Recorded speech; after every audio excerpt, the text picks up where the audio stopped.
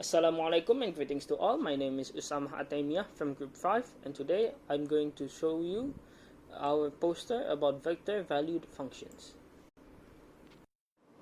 So, a vector valued function or vector function is a function which allows you to represent the positions of a particle in one or more dimensions. In Cartesian form with standard unit vectors I, j, and k, a vector valued function can be represented in either rt equals fti plus gtj plus hdk, or simply rt equals ft gt ht. What you're seeing here is a graph of a vector function, which is the path formed when a particle moves through space during a time interval t. So when t equals -1, the particle is here. When t equals 0, the particle is here. When t equals 1, the particle moves here, and so on and so forth. The coordinates are seen as functions defined as x equals ft, y equals gt, and z equals ht. The points x, y, and z make up the curve in space, which is called the particle's path. Next is the differential rule, of which there are 6. First is addition, second is for scalar multiplication, third is for products, 4 is for dot products, 5th is for cross products, and 6 is for the chain rule.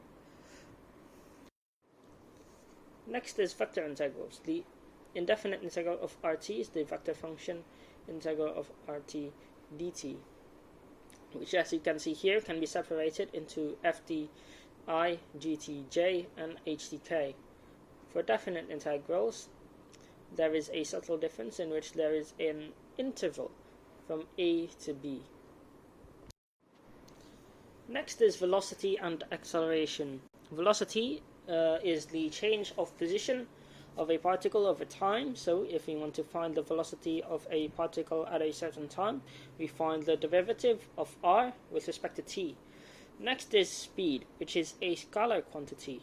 To find speed, we need to measure the magnitude of velocity.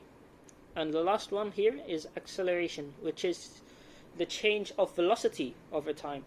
To find it, we measure the derivative of velocity over time.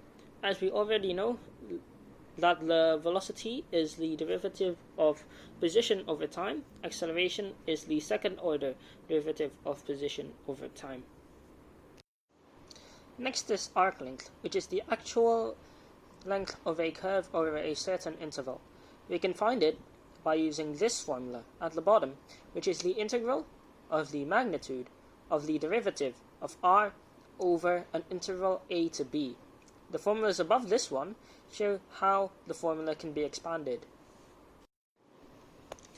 Now look at this circle. It represents a particle's path. At the bottom, 3 vectors pull on one point: the unit tangent vector, the unit normal vector, and the unit binomial vector. The unit tangent vector shows the particle's direction of movement. We can measure it by using this formula, dividing the derivative of r by its magnitude. The unit normal vector shows the particle's direction of turning.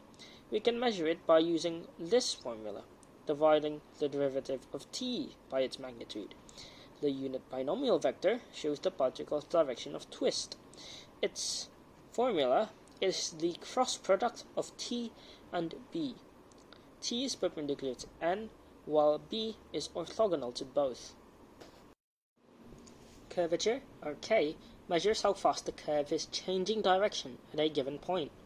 We have 3 formulas to find it. The simpler two here are the magnitude of the derivative of t divided by the magnitude of the derivative of r, or the derivative of t with respect to s. Next is torsion, or tau, which is the sharpness of the twist. There are a few ways we can find it. The main formula there is the dot product of negative derivative of b with respect to s and n.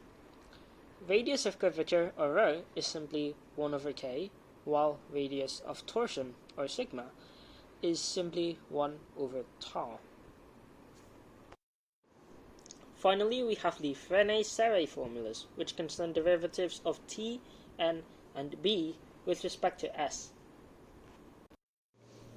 We have reached the end of our poster. We hope you learned a lot about vector-valued functions, and we'll have another one of these whenever we get another opportunity to do so. Goodbye, and wassalamu alaikum.